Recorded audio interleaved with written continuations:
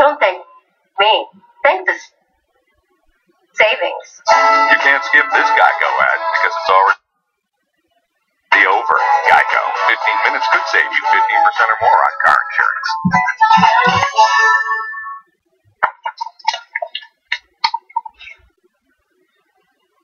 For you. Okay. Not only do we have the Obamacare decision, not only do we have O'Reilly losing his mind, which is a ton of fun, okay, but do not go anywhere until you've seen the penetration stories on this show. And yes, they're in the first hour. It's Republicans talking about penetration. Those are always fun as well. But most important, and trust me that it's actually the least important, though the most fun story. The logger blogger. A conservative blogger has been accused of taking dumps on the floor. What in the world is he doing? That story is so awesome. I'm having trouble containing myself, but not the same way that he did. Okay, anyways, and then in the second hour, two wonderful stories. One is Kim Kardashian is going to give a speech about women's bodies being exploited. No, come on, no, really? Yes. And the Sex from American Apparel's founder and former leader are unbelievable. Never seen a man. Anyway, you'll see the sex later. Okay, now let's get started. Here's what Republicans thought they'd be hearing today. Ladies and gentlemen, we got him.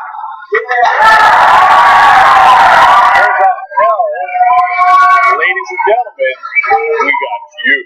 Okay, so all those conservatives that have been so dying to get rid of Obamacare. You know how many times they voted against Obamacare in the House? They voted to repeal it over 50 times. Yeah, knuckleheads. You know, you didn't get to repeal it. You're not going to get to repeal it. He's going to veto it. Oh, yeah, we're going to go to the Supreme Court. Well, now they've gone to the Supreme Court multiple times, and they just got yet another boom, elbow to the head. And it's by Justice Roberts. Oh, they're bleeding. Oh, they went underneath the mat. They came out. They're bleeding from the forehead. And they're so mad at Roberts. Okay, now, what is the heart of the decision? And what was this case about? King versus Burwell. Well, in one tiny little portion of the bill, they wrote that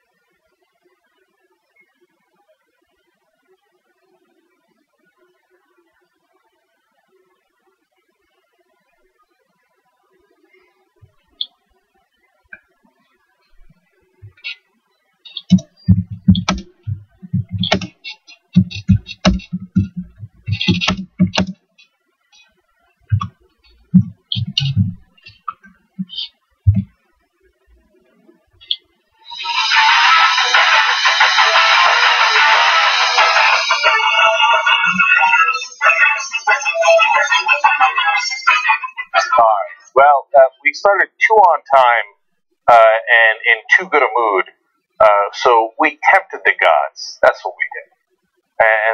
And the gods are fickle beings. They decided to strike down our TriCaster for a little bit, but we're back. Okay, so let's pick it up where we left off. So now let me explain what the Supreme Court normally does and what they did in this case. The Supreme Court usually decides one of two things when they're in the news, right? Whether a law is constitutional or not.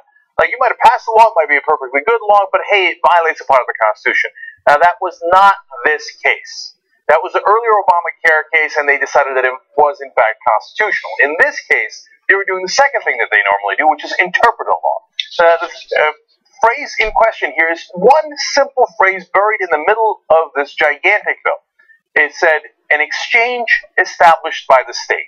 So if you're going to do a healthcare exchange, it should be established by the state. Now, that's not as clear as it should be, because some are interpreting that to mean the 50 different states. Some interpret it to mean the state as in the government. And that's in a lot of different amendments. In fact, it's also in the Second Amendment. There's a phrase that it's the state. Now, that amendment has been interpreted by the right wing in this country to mean, oh, any individual doesn't mean state. In this case, they see the word state, they go, no, it means the states. It means the states. It definitely means the states, right? Well, the Supreme Court looked at it and said, no, it doesn't. In this case, if we're trying to figure out original intent, it's very easy. It's not the original intent of the Founding Fathers, for example, who are long dead. It's guys who just passed it.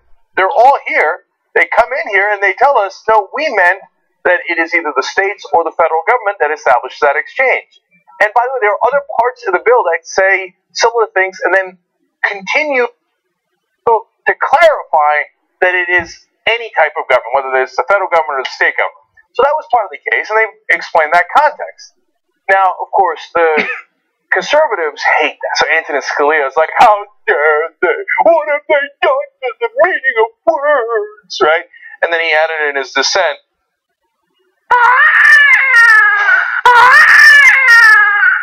now, wait a minute. You're the guy who keeps talking about original intent. The guys who wrote the law are right here. They came in and said, we intended it to be either the states or the federal government. Hey, what do you think about original intent? You based your whole career on original intent, Antonin Scalia. Oh, yeah. Okay, well, that's not really an effective argument. So Chief Justice John Roberts, writing the majority opinion, and by the way, it was 6-3. Roberts and Kennedy, who are both conservatives, both Republicans, switched over and voted to uphold the law, and they explained why. Roberts, writing the majority opinion, said, petitioners' plain meaning arguments are strong, but the act's context and structure compel the conclusion that Section 36B allows tax credits for insurance purchased on any exchange created under the Act. Oh, well, this is what happened when you tempt the gods. Now, cough out of nowhere. Okay, I'm not sick. You're sick. No. Okay. So, when you look at the context of the statute, when you look at the original intent, it is absolutely clear the people who wrote the law are here. They tell you what the point of the law was. And in fact, at the end, Chief Justice John Roberts says, Congress passed the Affordable Care Act to improve health insurance markets, not to destroy them. Damn. One more time. You guys ready? Whoa, shake it. Oh, boom. Okay, we're done with this thing, man. They've gone to the Supreme Court a couple times. They did the 50 attempts at repeal. You're done, son. There's no, no, it's this.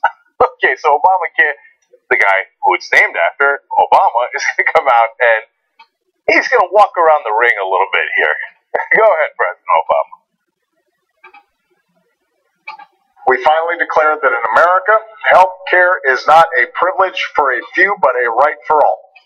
And today, after more than 50 votes in Congress to repeal or weaken this law, after a presidential election based in part on preserving or repealing this law, after multiple challenges to this law before the Supreme Court, the Affordable Care Act is here to stay. If the partisan challenge to this law had succeeded, millions of Americans would have had thousands of dollars worth of tax credits taken from them. America would have gone backwards. That's not what we do. That's not what America does. We move forward. We move forward. And watch it, leg drop. Oh no, suplex. Well, let's take it on backwards.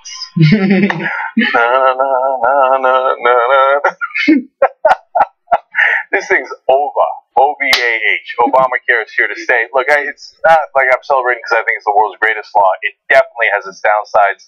But overall, it has brought 6 million people health insurance they did not have before, and they would have lost if the Supreme Court had ruled the other way. Am I happy that 6 million Americans have health care insurance, don't go bankrupt, don't get sick, and they can actually go to a doctor and be taken care of? Yes, I'm happy about that.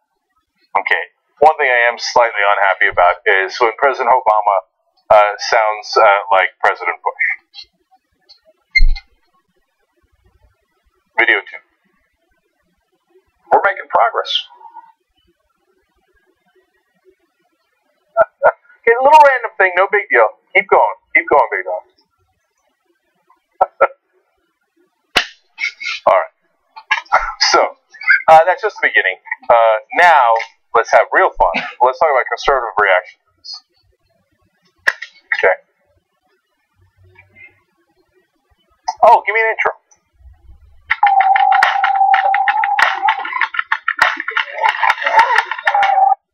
Ooh, King Kong rage. That didn't really finish. No.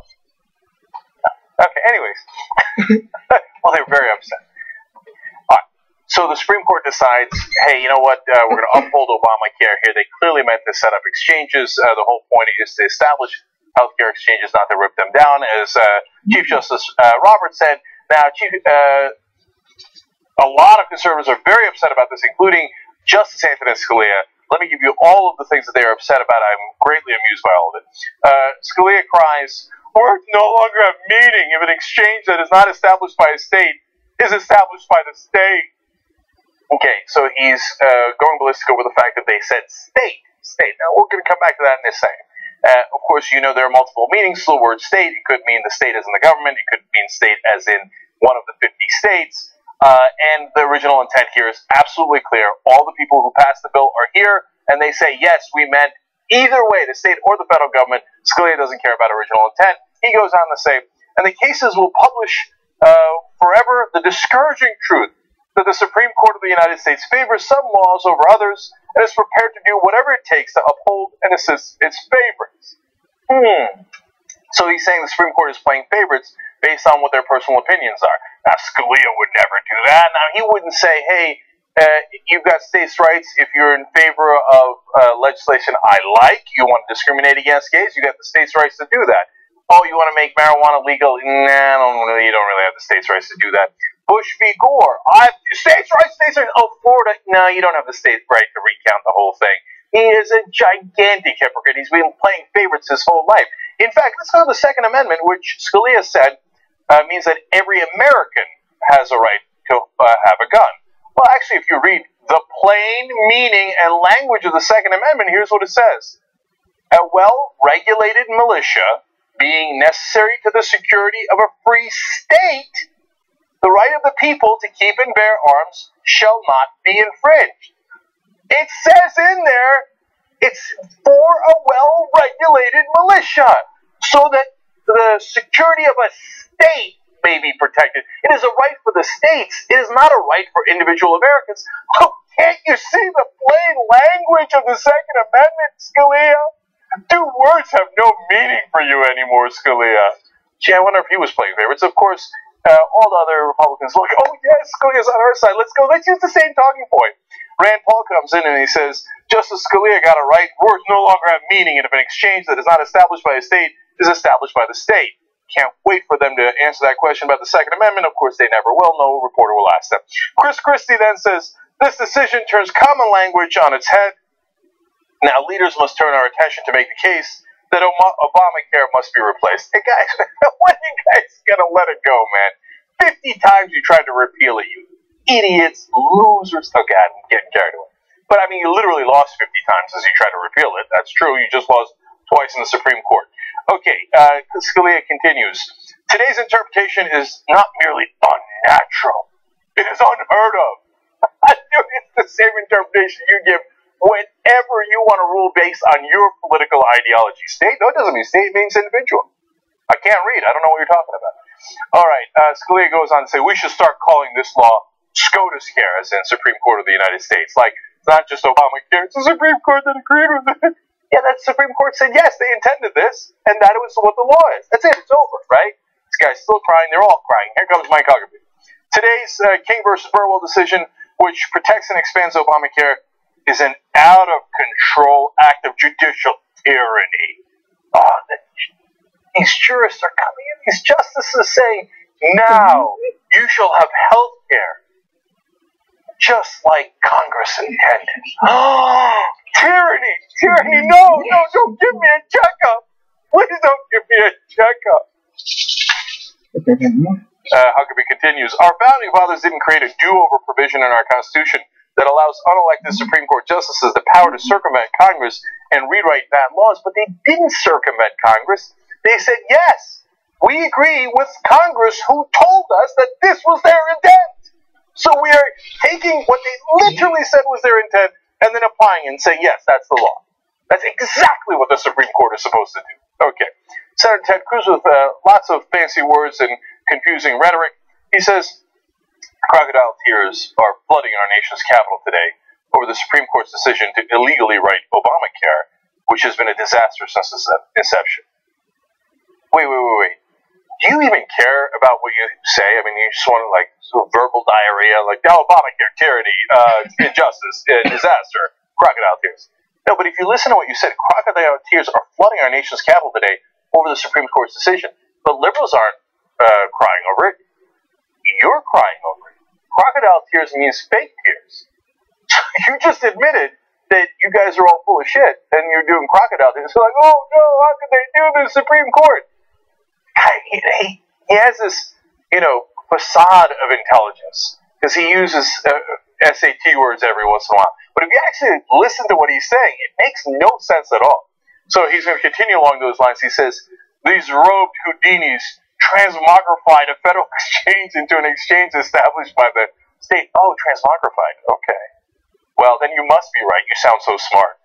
Okay, Laura Ingraham goes on to say, oh, please, brave souls in the GOP leadership thought SCOTUS would save them from actually having to do their jobs. He capitalizes.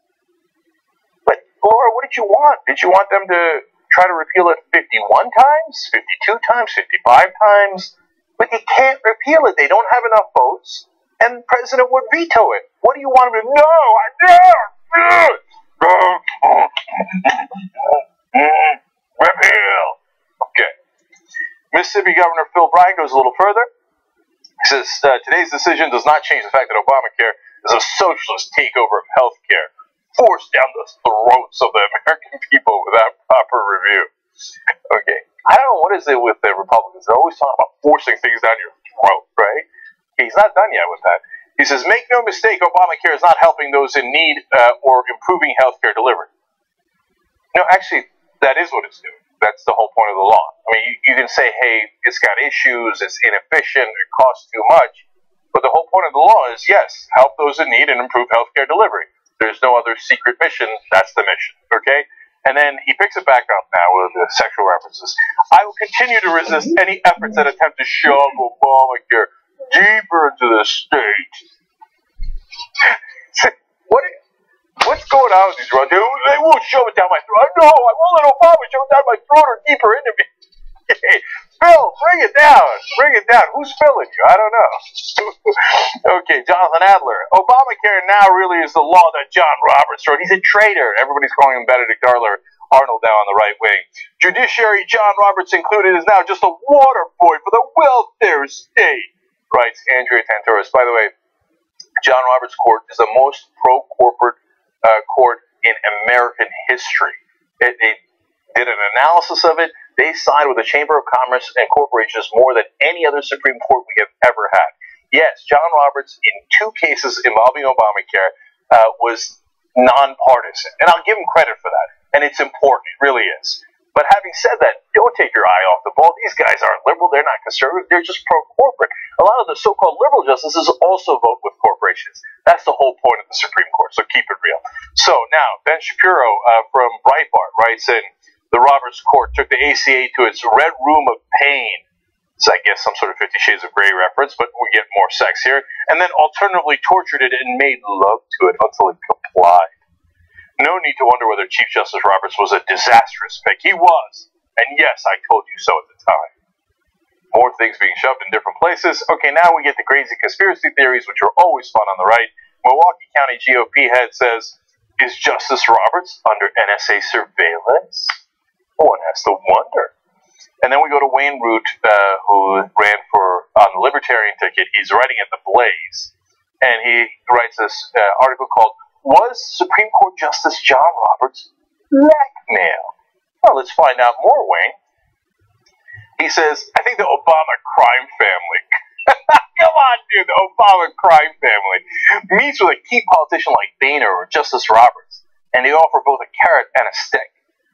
Again, here we go. Where is that stick shift? Anyway, they threaten to expose something terrible like an affair or corruption or malfeasance or immorality that would shock the nation, ruin their career, destroy their legacy, cost their marriage, destroy their relationship with their children, and leave them unemployable by any respectable law firm or lobbyist.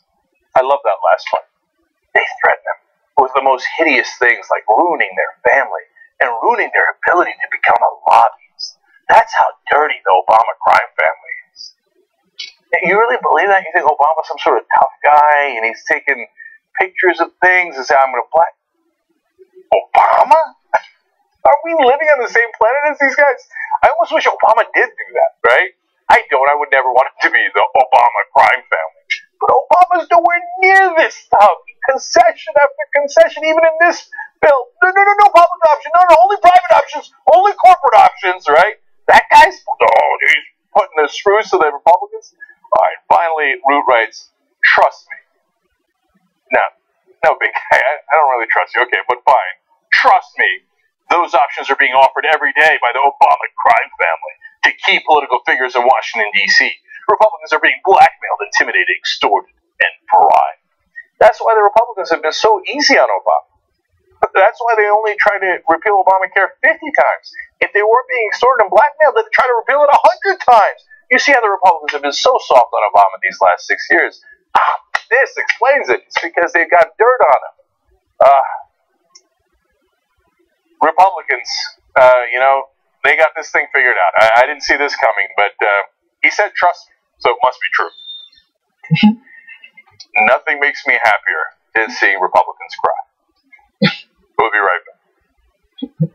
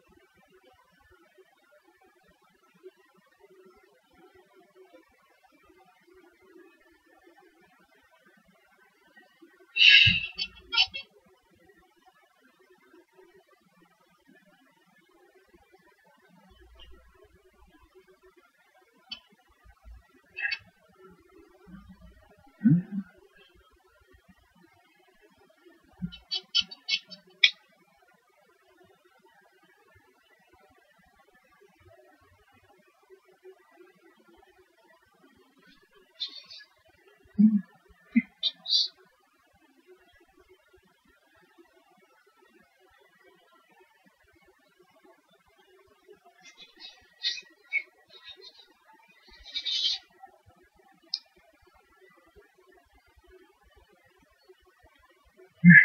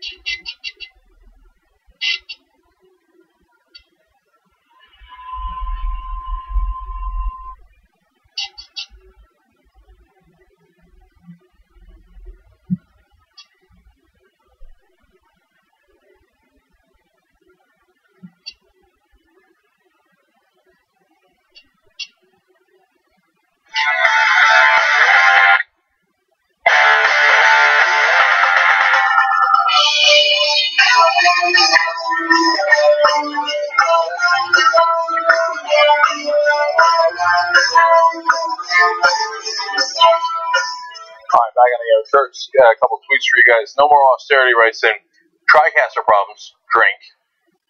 Peter Hamby writes in, when Jank vanished from my site, I thought my TV turned off. Yep, watch it via Chromecast. Yes! I like that. Get that Chromecast fired up. Xbox, Apple TV, Google TV, whatever you're going to do, put it up on your big screen, man. Watch when the show's live. And Julia Mahoney says, opportunity missed to do a Rubio impression. -2 points for Jank. Good point, Julia. That is. I don't recover the 2 points for that because it was based on your suggestion. At best, I get a point back. Okay. So, now, let's move forward to more penetration. Okay. Conservatives aren't just talking about Obamacare decision by the Supreme Court. They're also talking about the decisions that they are likely to make about gay marriage. So Kathy Adams, the former chair of the Texas Republican Party, went on Al Jazeera America to talk about this with old friend David Schuster. And she said something curious. Let's watch. Kathy, if the United States Supreme Court declares that homosexual marriage is legal, that there isn't something abhorrent about it, and that they can get the same benefits, the same rights as every other American, if the United States Supreme Court says it is legal, will you abide? by what the United States Supreme Court says? Do you think that a man's body is meant for penetration by another man, or is a man's body meant Well, that to be wasn't the question in I asked you. I was just union with asking a about whether woman you... whose body is built for that behavior? I think that God made us in a way that heterosexual behavior is healthy and normal and natural. I think homosexual behavior is unnatural and unhealthy. Who says that on TV, man? I know Schuster's got to play it straight. He's at Al Jazeera America there. Oh, she said that here. The obvious retort is, Kathy, is your body built for penetration? But that's what you're saying, right? Did God design your body to be penetrated, Kathy? Is that the point you're making? I didn't bring it up. You brought it up. I didn't start talking about penetration. You did, former Republican chair of in Texas. Okay. And they're so obsessed with sex. They think we are. No, we just want people to do whatever the hell they want, man. We're not trying to get into their bedrooms. You do whatever you want into your bedroom. They're like, no, let me look in there. What do you guys do? Are you penetrating one another? Let me find out more, right? All right, now let's go to the substance of it. Schuster does a good job here as an anchor and comes back to the substance of the issue. I'll give you another chance. Do you think if the United States Supreme Court says it's legal, will you follow what the United States Supreme Court says? I am not going to throw away the scriptures and millennia of history in order to accept the judicial fiat of a few judges. Okay, I'll take that. We'll take that then as a no from the former chairman of the Texas Republican Party. Isn't that unbelievable? They refuse to follow the laws. So these guys claim that they're the party of rule of law, right? But when the law is against them, the Supreme Court, no, I'm going to follow my religion instead. Well, the Saudis would be so proud of you, right? People who say that they would rather follow their religious law rather than the secular law of a country, well, they do belong in some countries. They don't really belong here. And this is a secular country where we follow the rules as they're dictated through our government, Congress, the president, and yes, the Supreme Court. I don't care what you think your sky god whispered into your ear, and by the way, you should actually read what your sky god wrote, because he said, for example, that Solomon was allowed to have not just one wife, but 300 wives, let alone 700 bitches on the side. Literally, concubines. Look at the definition of concubine. It says bitches on the side.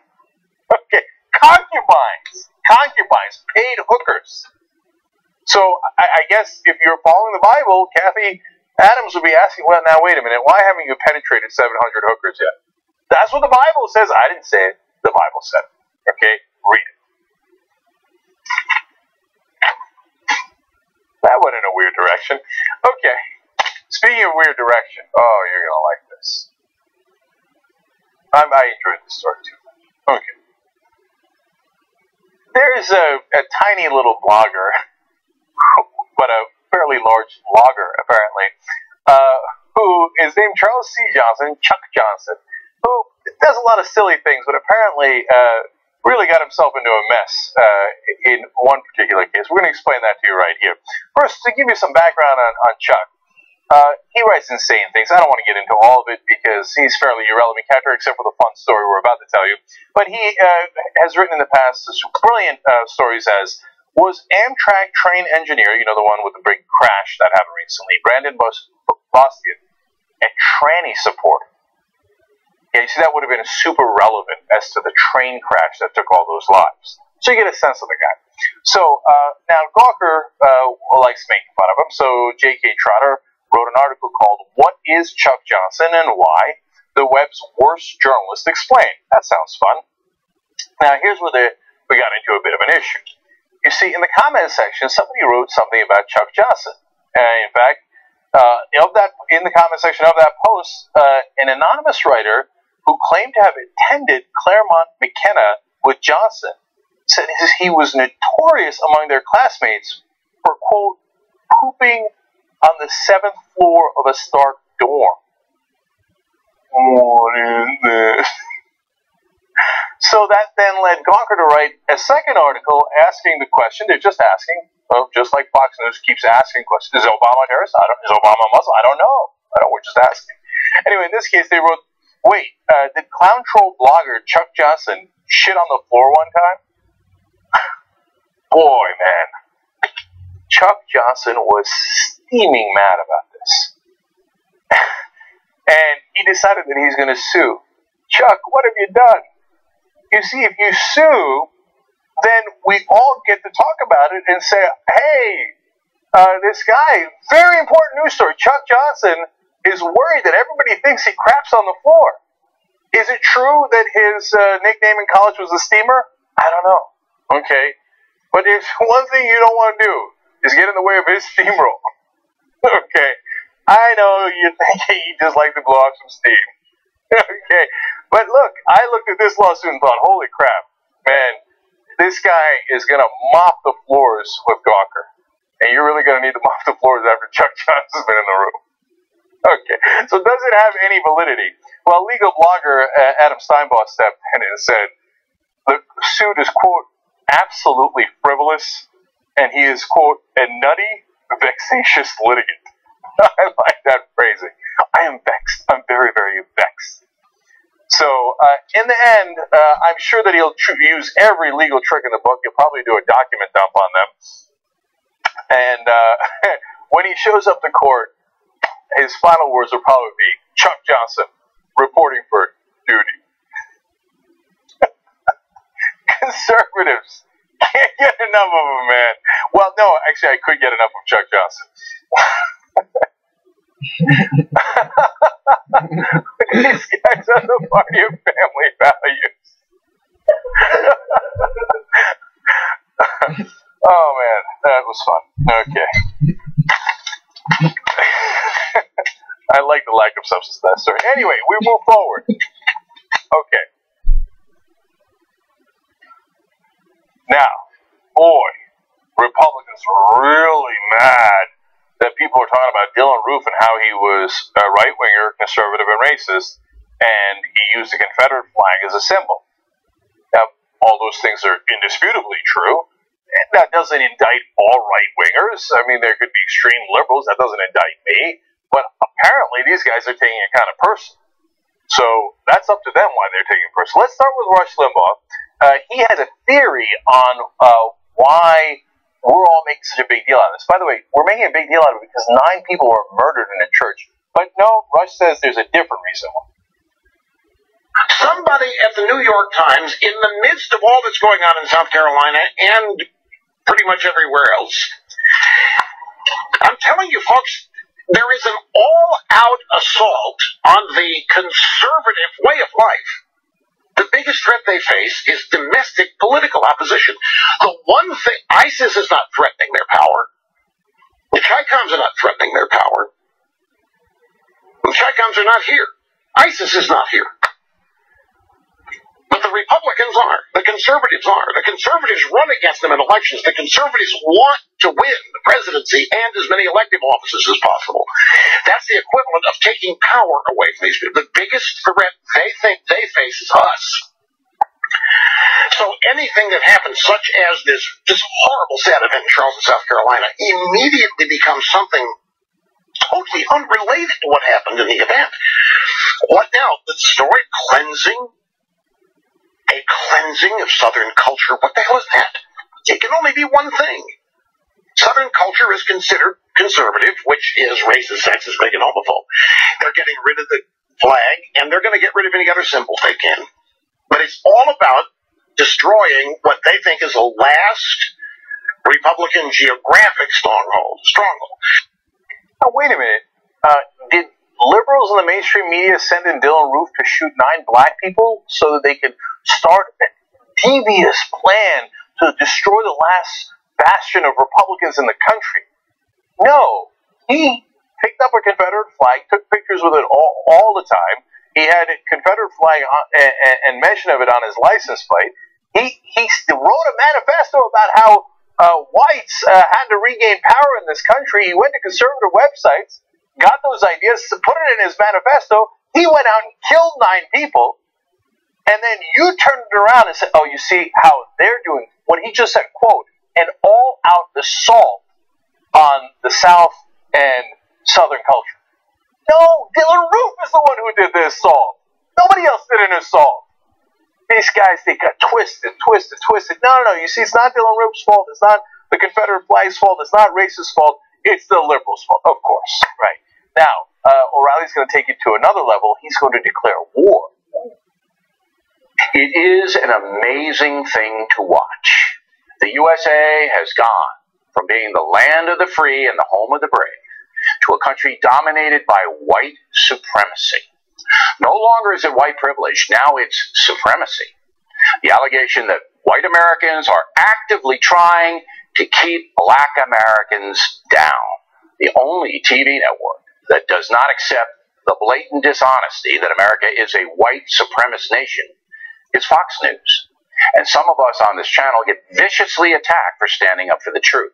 As Talking Points has reported, the no-spin truth is that there are anti-black bigots in America. Of course there are. But to say the entire country is defined by them is a gross lie. But there are problems in the African-American precincts, especially in the inner city. However, the problems have little to do with white people, rather a corrosive culture. The truth is there's no organized effort to harm black people by white people. That doesn't exist here. The real racism is looking away from what is really harming black Americans, the root cause of poverty. And as Talking Points has reported over and over and over again, that is the dissolution of the African-American traditional family, chaos on the streets in poor neighborhoods, and an educational system that does not demand the same standards of achievement that are demanded in the white neighborhoods. Oh, I see. There's no racism left in the country, and you decided that you were going to prove that point by saying the problem with black people in this country is black people, black culture. Is there a problem of racism in the white culture? No. Yes, there are some racism in the country, but overall, there is no problem with the white culture. No, the problem is black culture has disintegrated, and that's why you're having the cities, the inner city problems that you see now. Where did anybody get the idea that Fox News perhaps hasn't diagnosed the issue of race in America correctly? Where would they get the idea that they blame black people for the problems rather than looking to see if there are systemic problems? Hey, why are black people in the inner cities? Now, there's a lot of different reasons. One was, of course, the history of this country that led to certain migration patterns and certain socioeconomic situations. Are you going to deny that? No, everybody started on an equal footing? No, it's not relevant. It's not, look away. No. The real problem is black culture. Gee, I don't know why anybody would accuse you of ever being racist or not seeing the issue clearly. But wait, we haven't even gotten to the war yet. I don't know. Okay, let's find out who he's declaring war on. And the far-left smear merchants have the nerve, the gall to say America's a white supremacist nation? Fox News is attacked when we report the truth? Well, you want a war, you got a war. I'm not going to sit here any longer and take this garbage. People who lie, run the country down, who are racist themselves, are going to be called out right here on the factory. That is the truth. And the liars who distort the record are now on notice. Oh my God. Are we on notice? Is he going to come to get us? You're going to get it. I'm coming to your house. I am going to be the cop that stops it. End of this. By the way, he's not ending racism. He's not declaring war on racism. He's not declaring war on any of the underlying problems. He's declaring war on the people who point it out. You left-wing smear merchants! I'm going to get you! If you actually talk about race in this country and how people are affected by not just institutional, but things that are stereotypes that linger in our heads. For example, if you pointed out a study that shows that if there's a black hand on eBay selling the same exact product as a white hand, it gets a lower price and it's less likely to be trusted to deliver the products. That's a study. Can I talk about that? Or is science not allowed? You're gonna get it. War. Well, how dare you point that out? Same exact resume. You put a white-sounding name on it, it gets called in for an interview twice as much as a quote-unquote black-sounding name. Study, you can look it up. Am I allowed to mention that? You smear merchant! Talking about facts and science! I'm going to stop it. Get more from O'Reilly. Want to fuck with me? Okay. You want to play this? Okay. After that one. Come on. You want to play rough? Okay. Say hello to my new friend. You want to play rough? Okay. Okay. Say hello to my little friend. This guy, the funny thing is, he thinks he's tough. Like, he walked off that set strutting like this, like, yeah, left-wing smear merchants, got him. What about the real problems in the country? No, don't you dare talk about them. Don't you dare talk about them, okay? There are no problems in this country. Well, of course, except for black culture. Oh, I see. Oh, by the way, no, there's no racism in the country. That's done. So that's weird that Dylan Roof shot 9 black people inside a black church and said that's why he was shooting them in his manifesto. It's also weird that there was just a arson reported at North Carolina church, the Briar Creek Road Baptist Church, and the fire department determined that it was definitely set intentionally. Another black church attacked, but there is no race problem in this country. In fact, the fire department in Charlotte, who reported that, Bill O'Reilly, he's going to get you. I mean, if you're talking about racists burning down black churches, he's coming for you. So, Charlotte Fire Department, you've been warned. Okay, now, let's go to Sean Hannity. I'm not done with them by damn sight yet. Step aside, Fletch. Okay. Sean Hannity's very upset that his beloved Confederate flag has been removed from some stores, and so he'd like a little bit of strike back. He's going to pick some curious targets. Let's have fun and listen in. There are companies now, retailers, of banning the Confederate flag. Now, some of these same retailers, for example, Sears, Walmart, Amazon, eBay, and the rest of the retailers in the last 24 hours have announced that they intend to discontinue sales of the Confederate flag. I have a question. Can you still buy a Jay-Z CD at Walmart? Does the music department at Sears have any Ludacris albums? Can I download 50 Cent on Amazon? Can I do that? Can I get some Snoop Dogg albums on eBay? Now, why do I say that? Because a lot of music by those artists are chock full of the N-word, by the way, and the B-word, and the H-word, and racist, misogynist, sexist, anti-woman slurs. None of those retail executives would be caught dead using. As we all know, the president, he likes Jay-Z. Invited Jay-Z, Beyonce, they are music royalty, to the White House, apparently dozens of times. Prince performed, I guess, last weekend or the weekend before. Beyonce's used, if I'm correct me if I'm wrong, Linda, doesn't she use the B word in reference to women? She does indeed. She has a whole song about that, doesn't she? Oh. Well, maybe we should consider banning that, too. We're in the process of banning everything. Just a thought.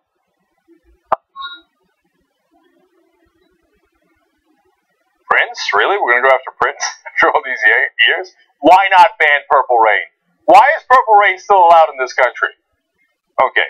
H-word. I don't know. To ask people. Apparently that's what he's referring to. Why is that allowed? Well, okay. Now, so let's break it down a little bit for Sean. So Dylan Roof used the Confederate flag to show his racist colors. He talked about it in his manifesto. He had pictures with it. He burned the American flag. So you see, the Confederacy was opposed to America. Sean Hannity pretends to be in favor of America, but kind of loves the Confederate flag. A little bit of a contradiction there. So he shot up and killed 9 people in a church. Ludacris, I'm pretty sure, didn't kill anyone. He writes songs. He sings songs. That's a form of entertainment. Another form of entertainment is movies. And there are movies like Goodfellas, Sopranos, Godfather. Why aren't they banned? Why isn't Godfather banned on eBay? This Joe Pesci is running amok. He keeps beating people with a phone. I saw it. I saw it with my own 2 eyes. Why isn't Joe Pesci banned? Why isn't Ludacris banned? You see, Sean, because they're forms of entertainment. They didn't actually beat anyone with a phone, and they didn't kill anybody. They're singers. They're actors. On the other hand, Dylan Roof was a killer. He killed 9 people, and he proudly wore that Confederate flag you love so much. That Confederate flag represents the Confederacy that betrayed our country, that was in open rebellion, that was treasonous, that were traitors, and they did so in order to enslave people. See, that might be a little different than a Prince song. But apparently you've got to talk slow and explain it to Sean Hannity because he can't tell the difference. But in reality, what he's saying is, why are you attacking my beloved white people? Why shouldn't we, if you're going to attack white people, why can't I attack black people? Keep it real. That's what's happened. Otherwise, it makes no sense whatsoever. Okay, now, we go to Ted Cruz. This is a quick story. Ted Cruz is a Republican senator from Texas, not from South Carolina, but he's very upset that people are involved in South Carolina decisions. Let's hear about it. The Confederate flag. Lots of people like to focus on that. I think we should start by coming together, lifting up the families who were murdered in prayer, and looking for ways to come together. I think the question of the flag is a question for South Carolina to decide. Now, and I think it's wrong for a bunch of people who aren't from the giving state to parachute in to South Carolina and dictate what they should do. Including, I assume, senators from Texas. But I think I might have heard this somewhere before. I mean, it is wrong for these northern agitators to come down to the South, to states like South Carolina, and tell them how to run their business. Okay? And the real problem isn't what's going down in the South. It's the northern agitators that come around looking for trouble and causing trouble when they need to be trouble in the first place. Pretty sure I've heard that somewhere else before. Glad that he's bringing that talking point back. Well played, Ted Cruz. Okay, now, final story on this issue. We go to a new clown. Fox News has done it again, man. They've got a new African American out there to say exactly the talking points that they want to say, but out of a black mouth. He has founded something called the Black Sphere, which apparently does not refer to his head. And he's going to go on Fox News, and he's going to tell us, of course, the real problem in the Dylan Roof shooting was liberals. And I wonder what your thoughts are from the Alabama governor and the South Carolina governor. Mississippi is considering this, as is Arkansas right now. Well, let's hope that it eradicates racism, Martha. I mean, that's essentially what the left is after. You know, they never give up anything. This is such a red herring that takes away from the real issue that liberals created this kid that shot up this church. And South Carolina did what America does, which is they responded by saying, we're a family. We're not going to buy into this nonsense of it being, it may have been racially motivated, but we're not racially motivated here. So, you know, blaming the flag is ridiculous. It's not going to do anything. And in fact, I think it's a silly thing to do, because what essentially the left is trying to say is, let's eradicate history. If ever history doesn't fit the narrative that we want, let's get rid of it. Interesting argument. Yeah, that was quite an interesting argument. You're not going to challenge that the liberals created Dylan Roof to shoot 9 black people? Really? That sounds normal to you? He went to a website that he credited for inspiring him called Council of Conservative Citizens. Liberals, really? And Kevin Jackson had to come back on and explain what in the world he was talking about. And by the way, rewriting history, stop saying that. It's usual conservative projection. You guys are the one rewriting history. Oh, the Confederacy was just about states' rights, and it was brave soldiers that need to be celebrated. No, the state right that they were going for was slavery. That's the whole Civil War was. Look at all the different states that seceded. In their statements, they said, this is about slavery. You're rewriting history. All right. Speaking of rewriting things, he's going to rewrite the history of Dylan Roof immediately. He explains. He says Roof is a millennial, i.e., a very non-racial according to all the data.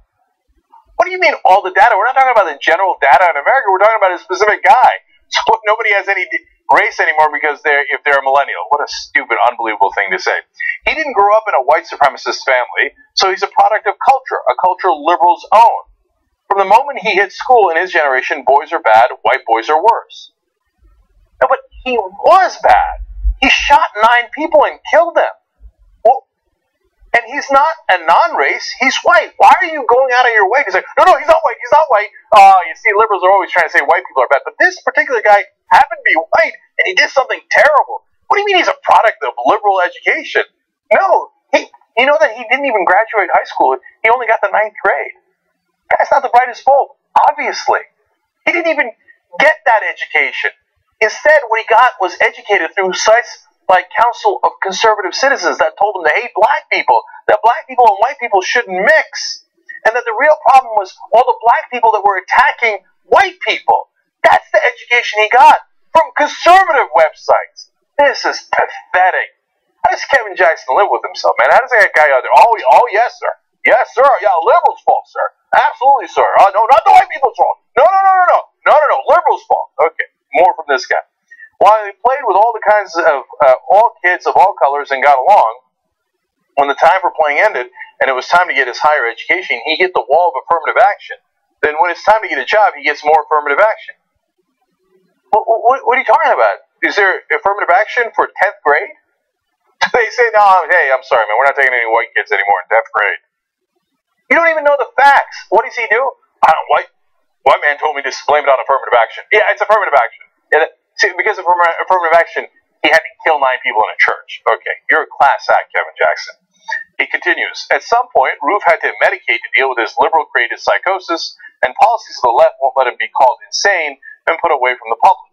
So he fed his psychosis with a healthy dose of Trayvon Martin, Michael Brown, Eric Gardner, and others, until he snapped. But as they say in prison, didn't do it. It was the Confederate flag's fault. You're mixing up your talking points, man. Normally you say, oh, black people, they get all worked up about Eric Gardner and Trayvon Martin, and then they do something. But in this case, he was a white guy, and he wanted to kill more black people, so he wanted to kill more people like Trayvon Martin and Eric Gardner. He was happy that they were killed. He was a racist. He wanted to kill black people. So you say, oh, yeah, you're going to turn it around and say it's the Confederate flag's fault. He was the one waving the Confederate flag. I didn't make him do it. He did it. But why? Why is Kevin Jackson going out of his way to defend the Confederate flag and to turn this thing around for a kid who was clearly a massive racist and right-winger? No, it's the liberals' fault, and it's not. No, look away from racists. Look away from racists. The real problem is affirmative action. Hey, man, I guess whatever you got to do to make a buck, right? Go get it, man. You go get paid. Get a good night's sleep. Young Turks.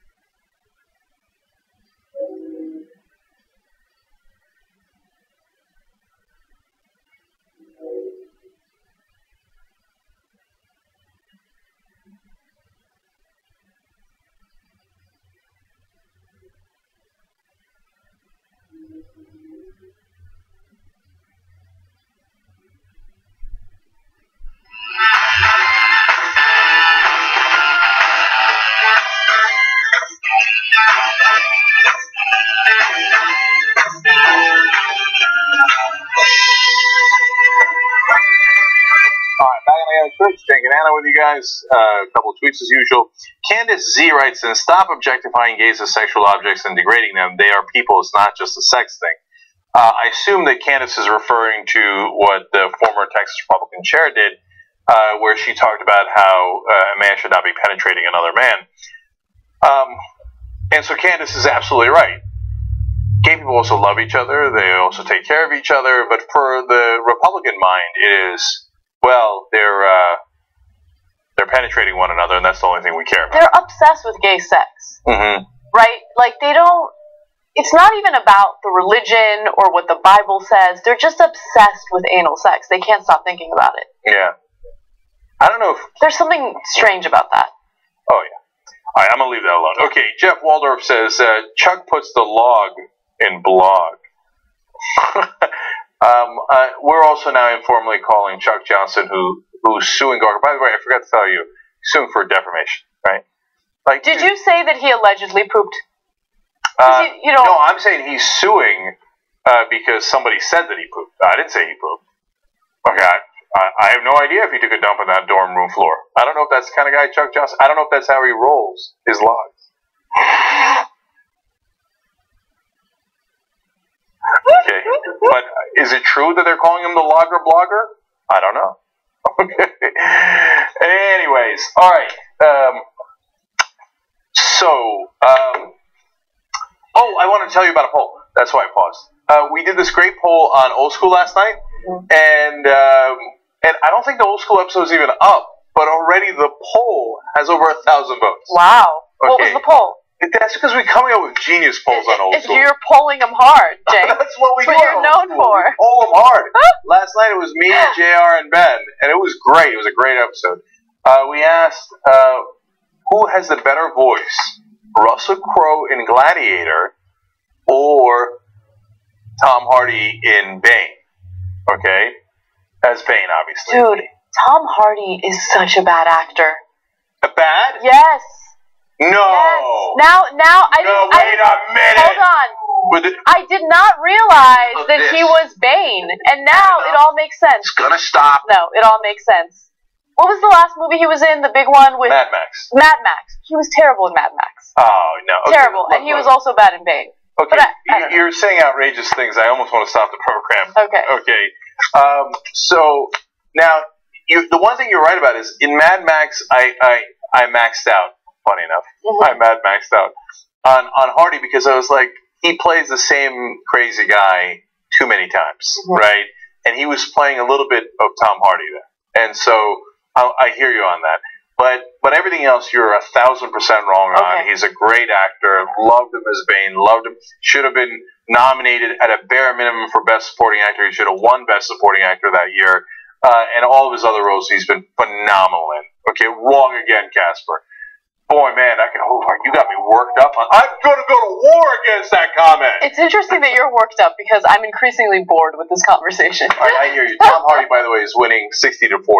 But the voting's not over yet.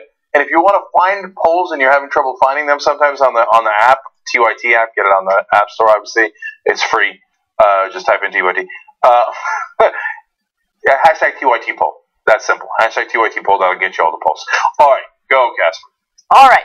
We start off with American Apparel news, but it's important news. The ex-CEO of American Apparel, a man by the name of Dov Charney, is suing American Apparel for getting rid of him. Now, Charney dealt with many sexual assault cases during his tenure at American Apparel. And right now he is suing because he believes that the board has been wanting to get rid of him from the beginning and that they're just picking and choosing certain elements of his personal life to defame him and get rid of him. Now, they've already gotten rid of him, but again, he has dealt with numerous instances of sexual assault allegations, and now we have some evidence indicating that he had some inappropriate text exchanges with his employees. Now, keep in mind, he is the CEO of the company at the time that these texts were sent, which means that there was a massive imbalance of power. With that said, let me give you some of the information that we now know. Now, this information was released to the public as part of an anti-SLAPP, or known as Strategic Lawsuit Against Public Participation motion, responding to the lawsuits that Charney filed against American Apparel. So, now, before we read you this stuff, I want to be clear. So there's sexual assault claims, sexual harassment claims, and if these were just consensual, and we don't know which ones are consensual or not, his lawyers scream from the rooftops, some of these are consensual, sexting back and forth. But if it was consensual, hey, like, that's between them, man, although it's funny, right? But if he's doing this with people who are not consenting, and that's why he was fired, because those were the allegations, right? And that's why he was removed from being the head of it. Think about it in that context, then it is unbelievable. I mean, it sounds bad to funny, depending on your perspective, either way. But if it's against non-willing people that work underneath them, disaster. Another thing that I want to note is, look, it's important to understand that when you are the head of a company, when you are a CEO, and you're having these types of exchanges with someone who's just an employee at a retail store, well, that imbalance of power is already, murky waters. Because as an employee who might really rely on that job, you might feel pressured to engage in these exchanges, right? And that pressure alone is not a good thing. So let me give you... So the lawsuit, by the way, will determine which of these are consensual, non-consensual, and that's why they have the suit. They'll work that out. But for now, they have revealed what they were, again, if you're somebody who's many levels below the owner of the company and he starts sending you these sext issues. So what are they? Go ahead. All right. First one. Your ass in that photo is the perfect cum target. Okay. Wow. That's probably the tamest one. There's more. Daddy is so excited to play with the most little, tiny, blonde cum kitten in the whole school. There's a lot of references to daddy and masturbation. Animals. Okay, and then there's animals too. Like one we didn't even bother to put up is jack off fun for a bad daddy.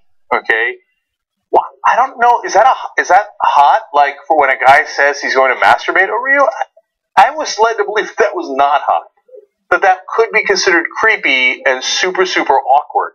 There's more. Should I unload my cock now like a filthy pig? The feeling of your spit dripping down my ass crack would drive me crazy. I am jerking my dick for you and telling you how awful and disgusting I am. At least he's self-aware. Yeah. You gotta give him a little credit for that. Yeah, mission accomplished. I like the idea of pulling your hair and fucking the shit out of you as I ride your body like you were a perfect blonde pony. Who wants to fuck a blonde pony? I don't understand these people. Look, hey, to each his own. If you're into the daddy thing, okay, that creeps me out, right? But you're a daddy who's riding a pony while masturbating to women. I don't get it. But okay, so it's all in good fun if this is all consensual and they're having. Then you do whatever the hell you want. We're no one to judge, man. I mean, once you get into phone sex and sexting, people are gonna say crazy shit. How consensual can it be when you're dealing with a CEO and an employee, though? It's different. It's not. You're not on an even playing field. But again, remember, it's not like that's the debate that's happening. Women allege that he sexually harassed them when they were not consenting. They had no interest. Imagine your boss comes out of nowhere and says, "Hey, I'm jerking off to you." Yeah. Okay, and I'm imagining you being a horse of some sort. Okay. That's way beyond acceptable, and hence the legal trouble and why he's been removed. Yes. Now, the chair of the board, Colleen Brown, is the person who is aggressively going after Charney, especially after he filed these lawsuits against American Apparel. And she alleges that Charney admitted to encouraging employee by the name of Chung to create blogs impersonating 4 women who had filed sexual assault or harassment cases against him, with the purpose of discrediting the women making the claims. Chung was accused of taking photos of models who were being forced to pose nude. That was one of the issues. Look, the reason why they got rid of him to begin with was because all of these cases were piling up. There were numerous women coming forward saying that they were dealing with sexual assault or sexual harassment.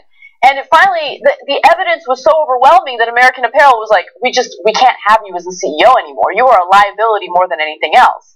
Now they are using purely private, this is what he and his lawyer are alleging, they are using purely private and welcome conversations to shame Mr. Charney publicly and distort the messages as if they were inappropriate. So again, we don't know whether or not they were so-called consensual. Again, I don't know how consensual it can be when you're dealing with a CEO and an employee, but nonetheless, this evidence is pretty damning, and it definitely has hurt his reputation, to say the least. Yeah. And when you start doing the fake accounts and attacking those women who accuse you of sexual harassment and assault in a public way, well, then you're dealing in another level of misconduct, and that actually cost the company a ton of money. They had to pay out for that. I can't believe the website was set up by Kyung Chung, which sounds like a fake name to begin with, right? I have a friend named Kyung. I have a friend named Chung. I didn't know that. Kyung Chung. I don't. Anyway, all four women who were impersonated on that website received settlements. By the way, okay, so there was some wrongdoing there, even though Charney vehemently denies it. I don't know. This is a crazy story. I'm glad that he's no longer the CEO of that company. I don't know how this case is going to turn out, especially with the lawsuits that he filed against American Apparel. But regardless of whether or not the employees welcomed it, it's just inappropriate for a CEO to have those kinds of exchanges with their employees. I mean, you're a freaking CEO, Jane. Can you imagine yourself having those? No, there's no way. There's no way. It's so inappropriate. Okay, let's stop right there. Okay. All right. So, by the way, Dove Charney, which is a great name, Dove. when doves fly now just has an awful meaning. Also went on to call a group of employees Filipino pigs. I don't even know what that means. I didn't know that was an insult, but just gratuitously throwing the race in there. He called somebody a wannabe Jew. I don't understand a lot of this. And of course, he also called someone a fag, apparently. Now, they'll settle it in court. I don't know what's true and untrue. I'm not on that jury. I'm not the judge. But obviously, the company thought it was bad enough that they had to get rid of him. Yes. All right, moving on to something completely different. PBS has decided to indefinitely postpone, one of their documentary series referred to as Finding Your Roots. Part of the reason why they did that is because an investigation indicated that Ben Affleck, who has something to do with these documentaries, had too much editorial control. In fact, there was a portion of one of the docs that was supposed to reveal the fact that one of his ancestors was a slave owner. He was embarrassed by that, so he convinced the producers to take that portion out of the documentary. As a result, now PBS is saying, no, we gotta make sure we hire a fact checker before we go forward and release new parts of this series. So PBS said Wednesday that it, along with New York station WNET, determined that the series co-producers violated PBS standards by failing to shield the creative and editorial process from improper influence and by failing to inform PBS or WNET of Mr. Affleck's efforts to affect program content. PBS also said it would not commit to a fourth season of the series until we are satisfied that the editorial standards of the series have been successfully raised to a level in which we can have confidence. Now, Ben Affleck did release a statement about this back in April. He conceded that he did have some influence. He said, I didn't want any television show about my family to include a guy who owned slaves. I was embarrassed. The very thought left a bad taste in my mouth. Okay, so I understand why PBS is doing this, and I think that this is the right way to handle the situation, okay? If you are putting documentaries out there that are supposed to be factual, then you want to make sure that you don't have outsiders influencing your content in any way, shape, or form. But what I also want to know is whether or not PBS is going to have any sort of response to an article that David Sirota wrote a year ago about the undue influence that an anti-pensioner had toward their pension series. Okay, that was a story that we did a while ago. I don't know whether or not PBS did anything to change the way that they do series regarding pensions, but that story drove me insane. And the fact that they're having this kind of reaction to what I consider kind of small in terms of issues is amazing to me.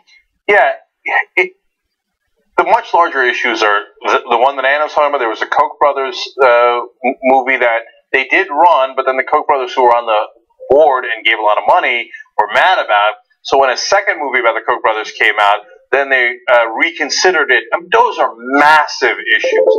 Those get brushed under the table. This gets talked about because it's Ben Affleck. Oh, celebrity. Also, it's the same thing as the Brian Williams situation. What it allows them to do is take a superficial issue and pretend that it's the main issue, right?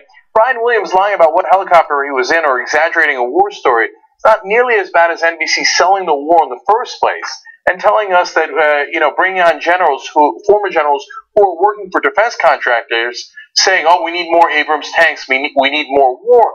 That is a much bigger underlying problem. Now, in this case, should they have been influenced by Ben Affleck? Of course not, right? And you see how power works, right? Even in a small case like this where he's a little embarrassed, doesn't want that on, and then, of course, they accommodate him. And they shouldn't have. And Gates, the professor from Harvard, who said, there was more interesting stuff about his ancestry, and we put that in, that's obviously disingenuous, right? The fact that he had slave owners as ancestors speaks nothing about Ben Affleck. He didn't do it, right?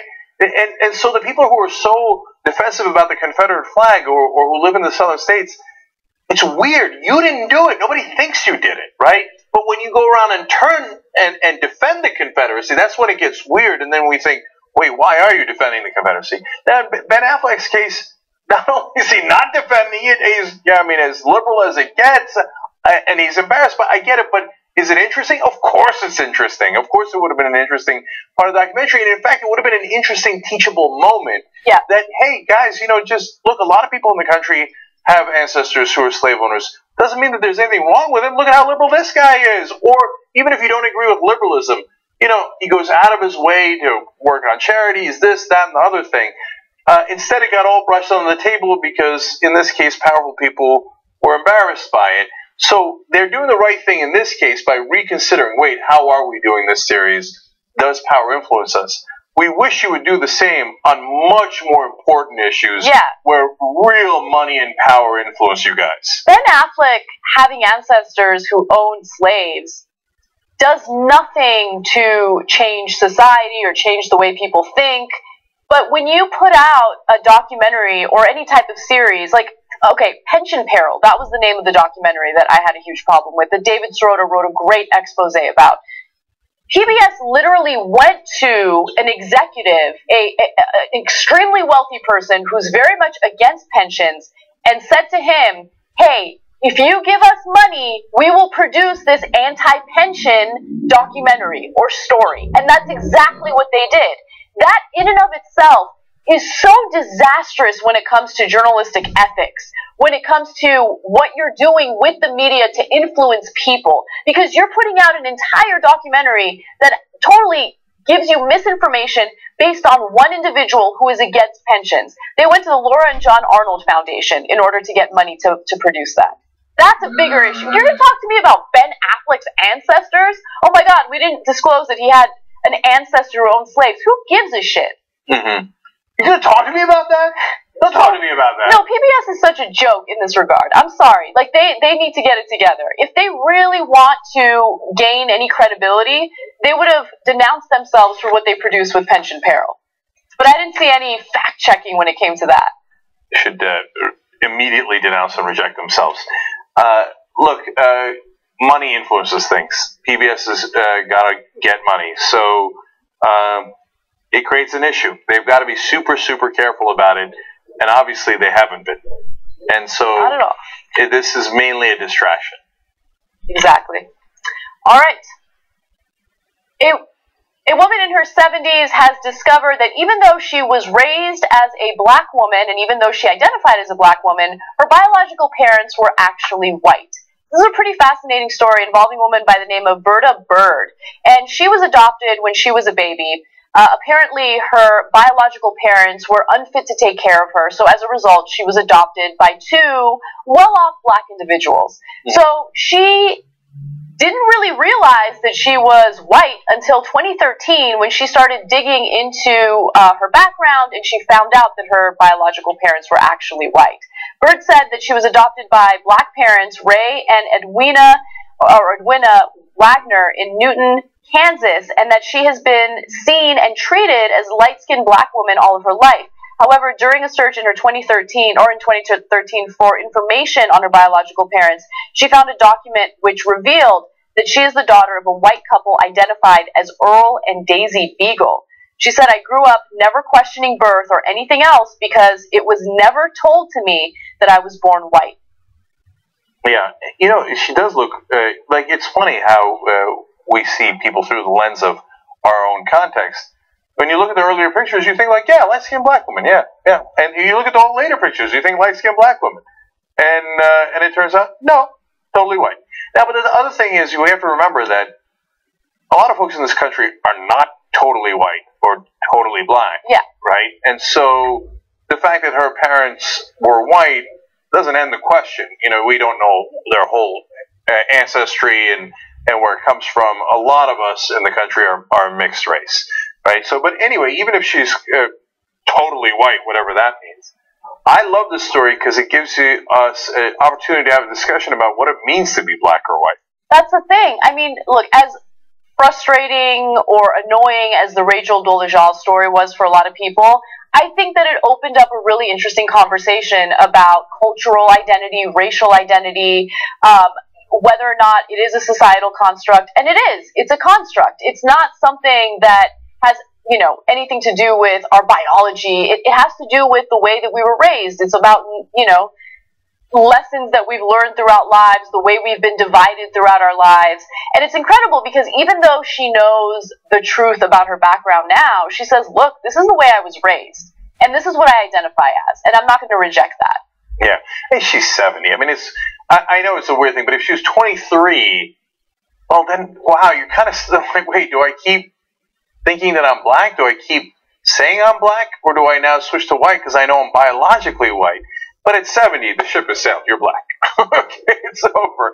Now, I know that the whole thing is amusing, but there's also interesting matters there. For example, we talked recently in the Dolezal case about how I found out later in life that I think part of my ancestry might be Crusaders. So, from obviously a long, long time ago. Does that now change my way of thinking? Like, you know what?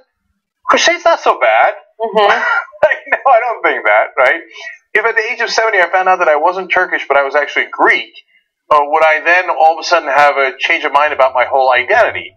No, probably not. No, and I think that what it does is, there's two different parts of this. Sometimes race can be used as a positive or negative, obviously, in how you set your frame of mind.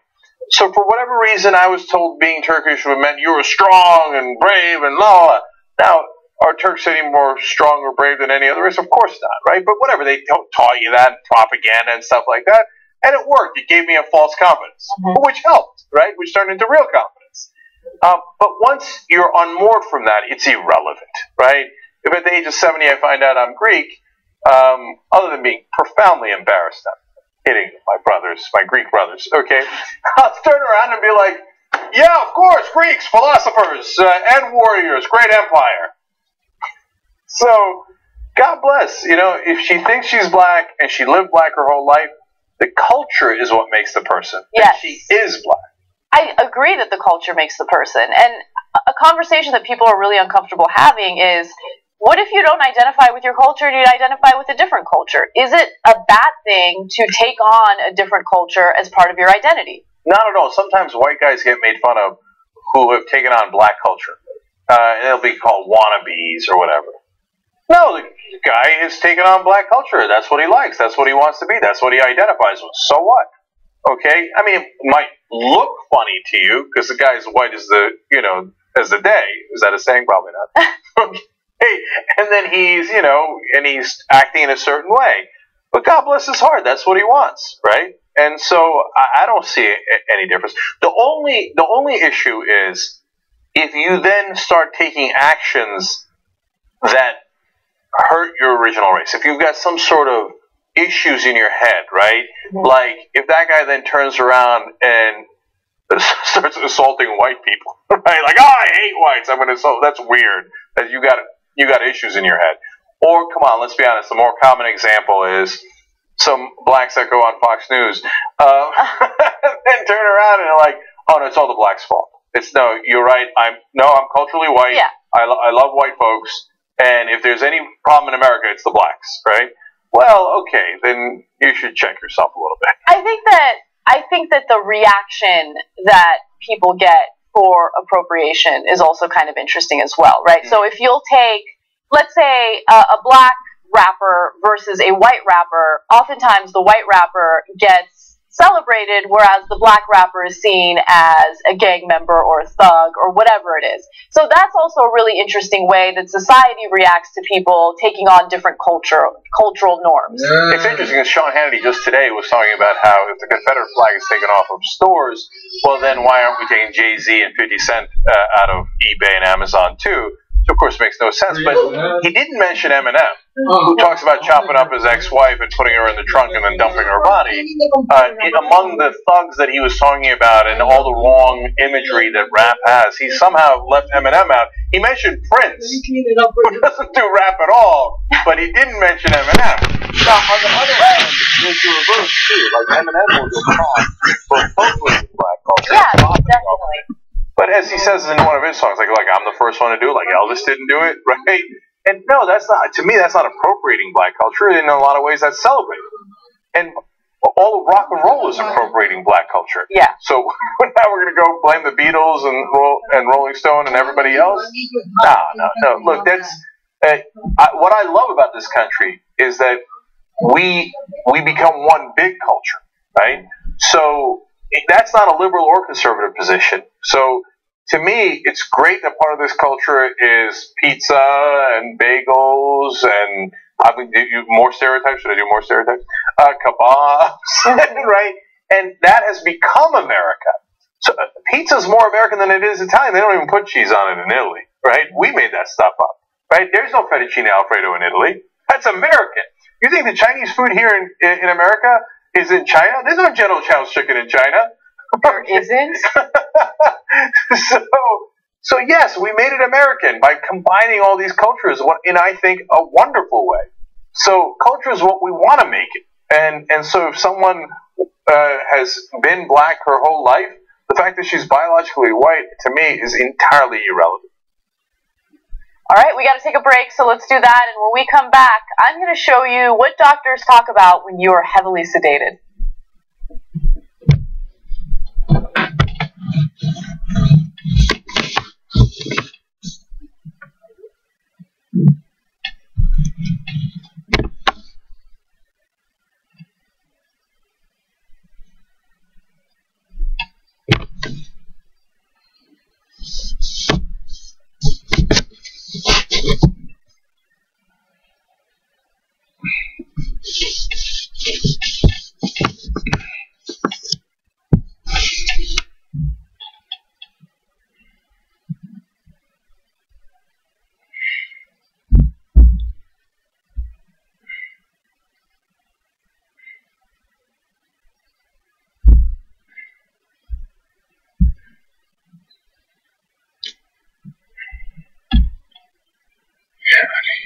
This pain in my arm.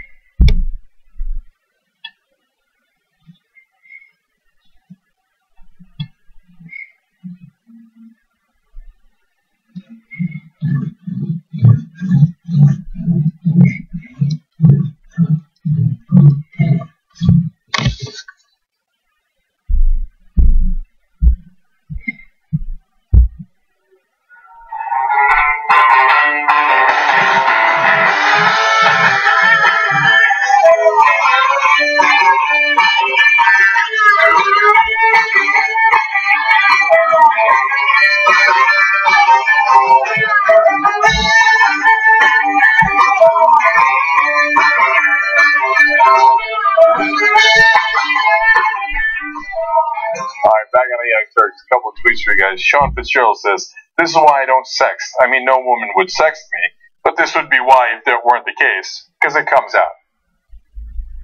I'm not sure you meant the last part, Sean, but agreed. I hate that technology can be used for bad things, and that there's like a trail of evidence of anything embarrassing that you do, because sexting's fun. Yeah. Like, you want to spice things up, you know? It's the middle of the workday, and you're like, I want to put it there and there. But then all of a sudden, it's out there in the press, and you're like, fuck. You're going to get it. No, it's true. Technology can be used as a tool or as a weapon. Yeah, and just make sure you have like a lock on your phone or something. So. No, I just... Make sure no one can see all that. I'm careful. Okay. You all know that. I'm from the old school, okay? And we used to use this contraption called a phone. Now, back in the day, they weren't even tapping our phones. So, like, it would happen. It was like, so the kids can understand it, it was like Snapchat. After you said it, it would disappear. Back in the day, yeah. Back in the day. But it's so funny because the thought, like, texting it is easy, I feel like. Mm-hmm. Saying it out loud over the phone is so awkward. Like, No, phone I'm old sex? school. It's the reverse, okay? Amazing. Phone sex is so awkward, in my opinion. Yeah, no. Oh, yeah. Okay, we got to stop talking about this, but the sex thing is far more awkward because you have to write it down. And then I would like to, and a pony, and, you know, like, it seems so formal to me, like, and then furthermore, what I would like to do is, I don't know, and it's written down, I can't write it, no, I need, now the technology captures everything. It captures everything. Right, and I can't have it captured. Yeah. Alright, anyways, Rob talks about our polls, and we got another one coming up on Kim Kardashian. I hear she's been polled before. All day, all week. Okay, I should have saved that one for the actual story. Anyways, Rob says those polls are very penetrating. Okay, anyways. MeUndies, let me tell you about MeUndies. Okay. MeUndies, non-existent. So it's a kind of a weird thing. You're like, well, why am I paying for something that doesn't exist? But it feels like they do actually exist. But it's like they're invisible on your body. You understand what I'm saying, right? No, you have no idea. That's why you got to try it. Okay. I've tried it. They look good. Anna's talked about that in the past. They look real good. The boxer briefs? Yes. I'm all about. No, they're the boxer trunks. Boxer trunks. Okay. Normally I don't do boxer trunks because I feel like, you know, I gotta have room. Anyway, MeUndies, it feels great. I'm not kidding. We try everything that we advertise.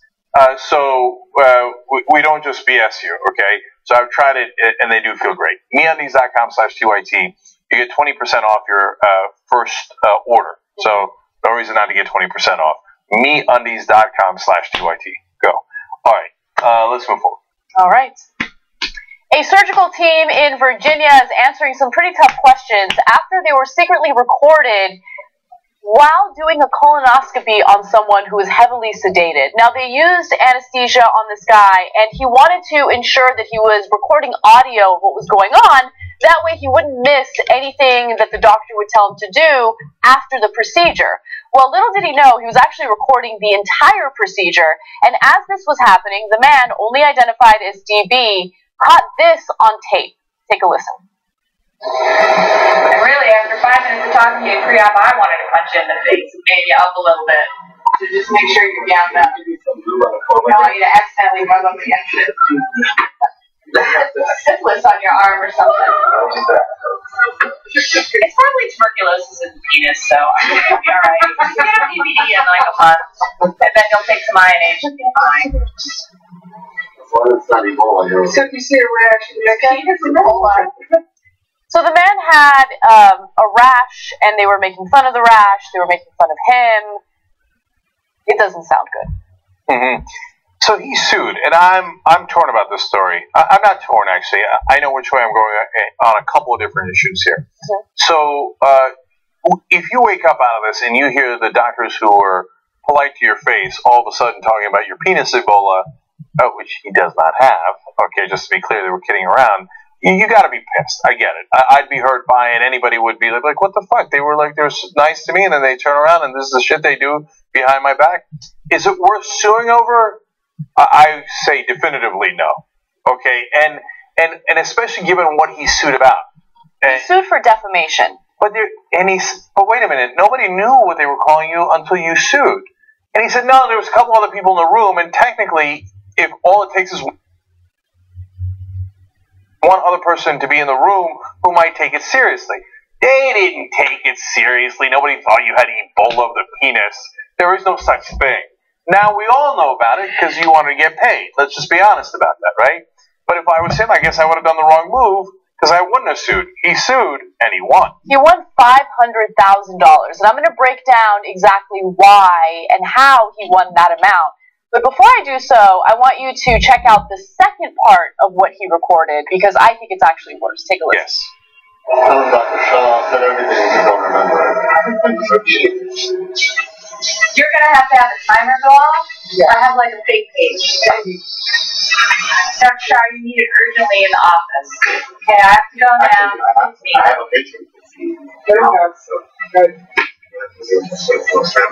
I've done vacation before. And I'm putting it back in, like, I always pass out when I look at this. Well, why are you looking then, retard? I said, turn your head. Why are you looking? They want to believe what they want to believe. These people are into their medical problems. They need to have medical problems.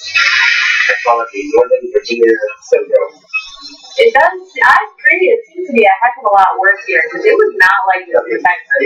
It's like they've only ever now. What's happening in Texas? It's like they've only ever now. Too much internet use. A little too much information. Kind of. Time to rally go. Wheel of annoying patients today. Where to land? Nobody knows. Okay, so after this happened, they put a fake diagnosis on his page. They said that he had hemorrhoids when he did not have hemorrhoids. They are incompetent, terrible doctors, and I don't think they should be allowed to do or practice what they're practicing. Wow, I totally disagree. Here's the thing, okay? Medical costs in this country are astronomical, okay? Mm-hmm. Finding a doctor, getting an appointment with a doctor, finally getting to see a doctor is a massive pain in the ass in the U.S. If you have any type of medical concerns, it is a doctor's duty to hear you out on those concerns and make sure everything's okay.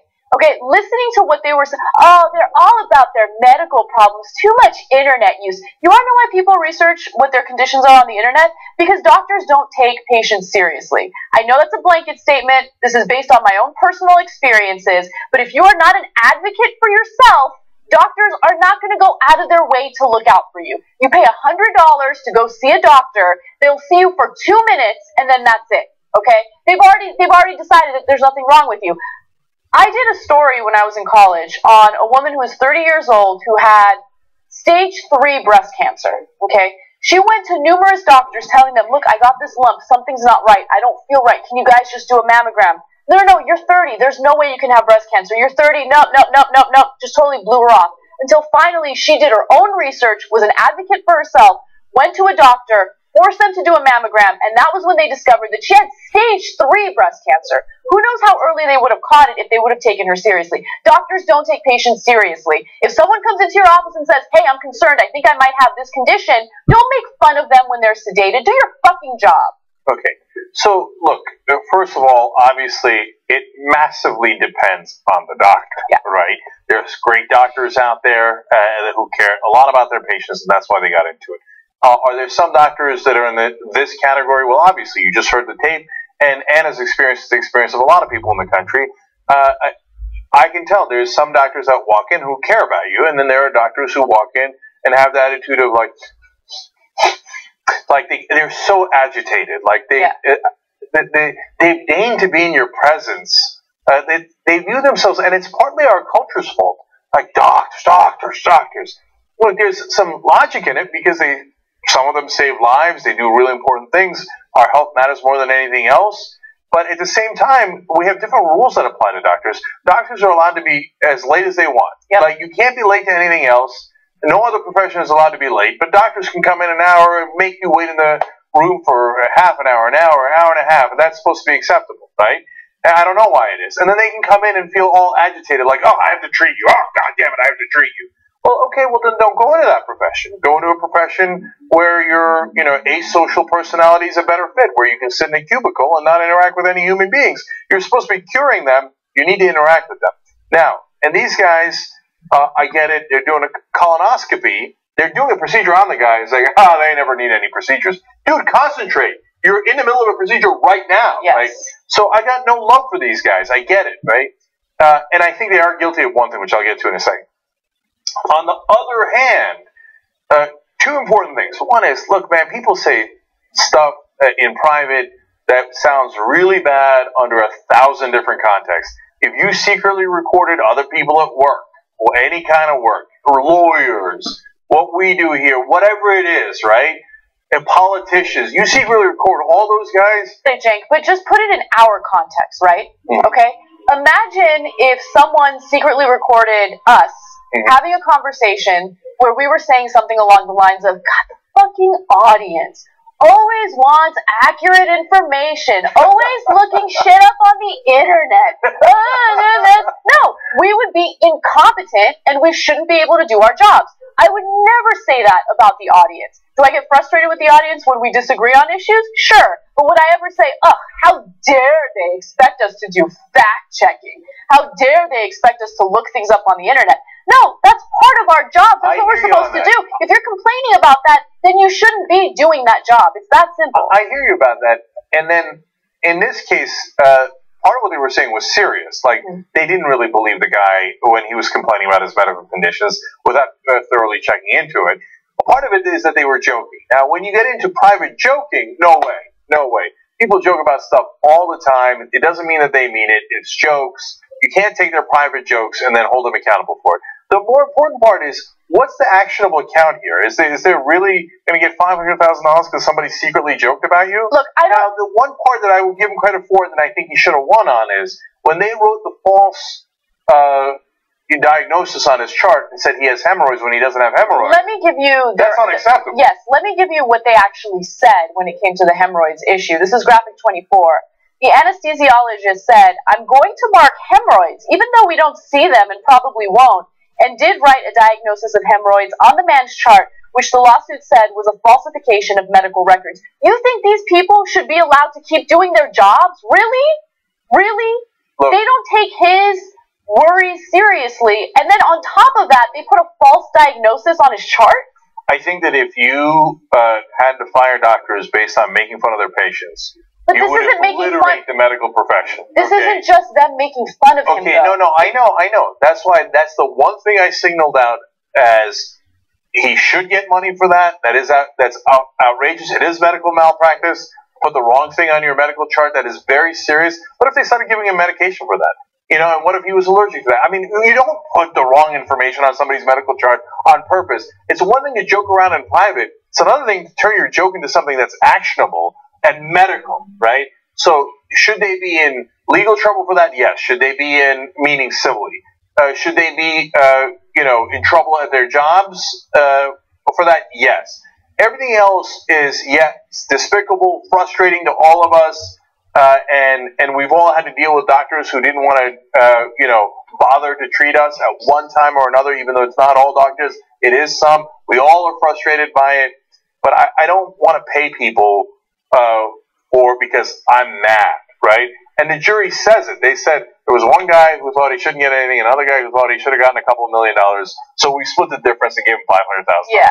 That's not the right way to do things. So let me break down why they agreed to $500,000. The jury did award the man $100,000 for defamation, $50,000 each for the comments about the man having syphilis and tuberculosis, and $200,000 for the medical malpractice, as well as $200,000 in punitive damages. Look, I know we get stuck on the amount that's awarded in lawsuits, and I don't think that that's really the moral of the story, even though I know that that's the part that hooks people. I think the moral of the story is that what these doctors did was wrong, okay? They did falsify records, and as a result, I don't think that they should be practicing in medicine at all.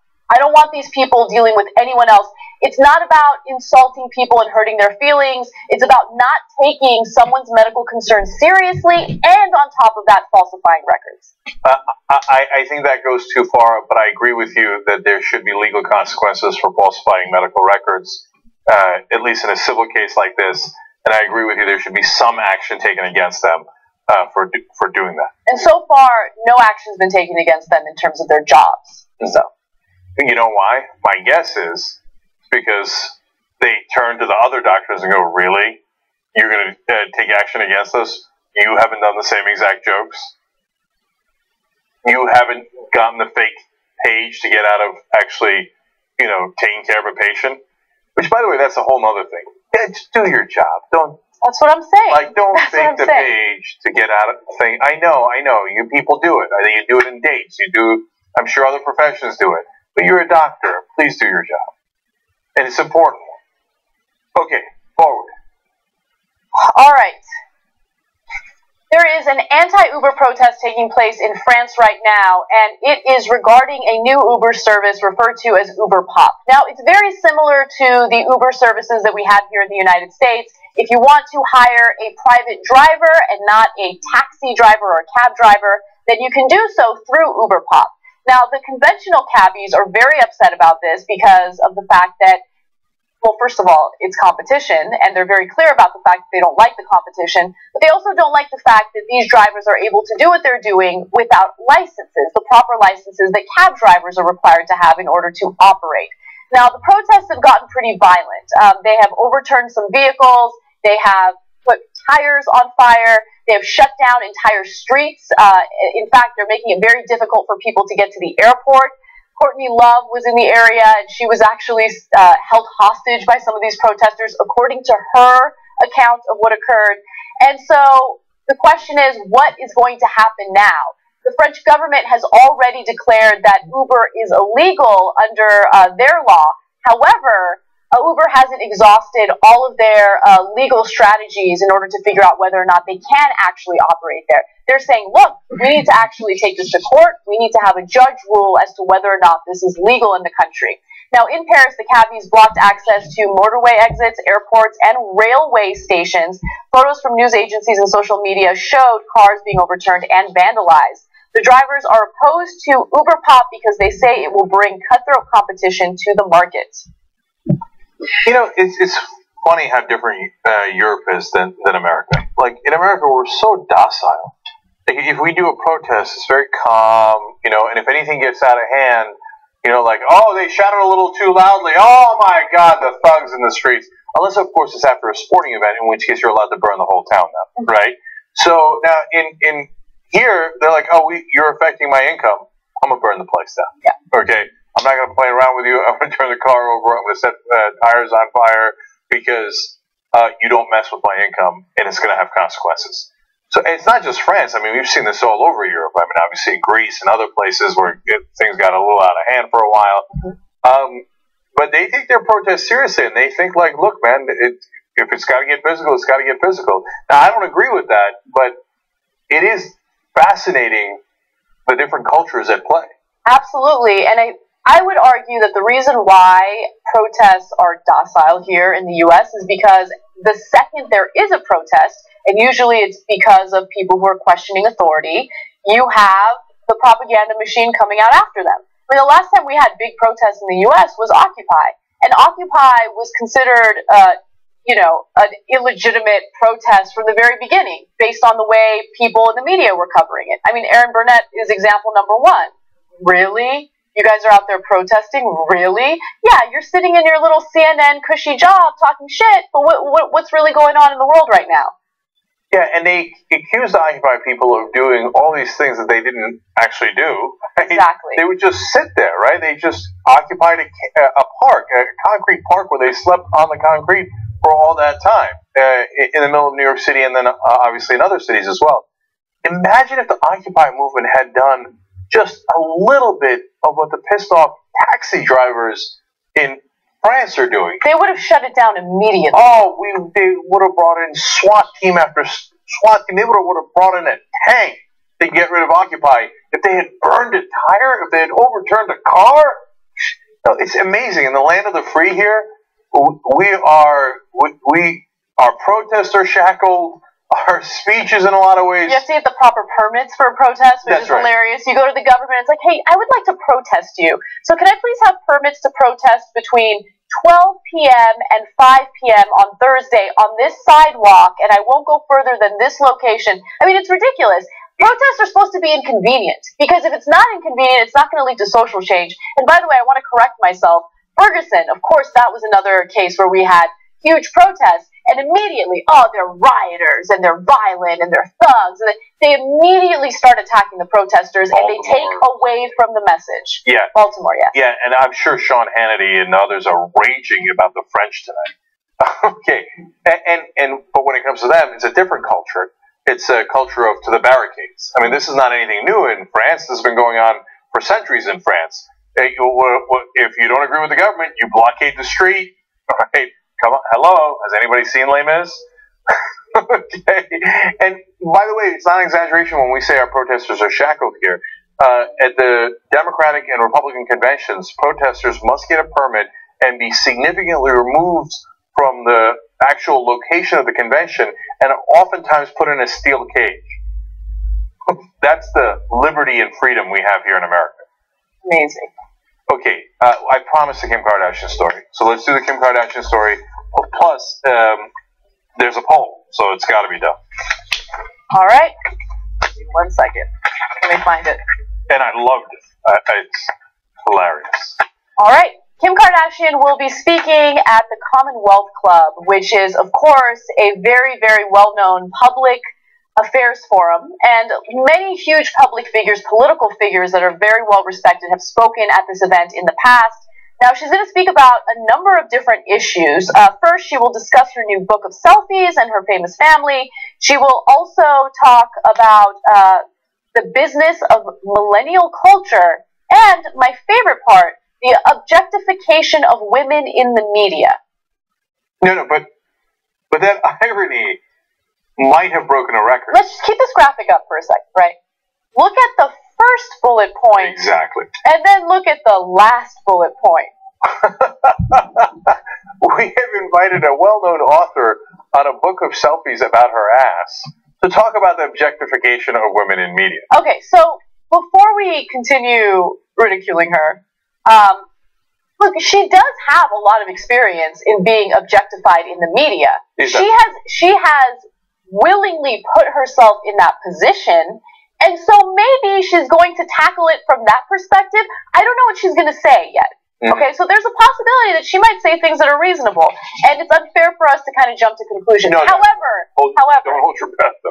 However, if she does this and complains about being objectified in the media, I don't know how I'm going to hold myself back from the rage that will ensue. Exactly. No, and by the way, she's done that in the past. Is she'll put naked picture after naked picture up, and then somebody will take some picture and she'll be like, I can't believe they put that picture up of me.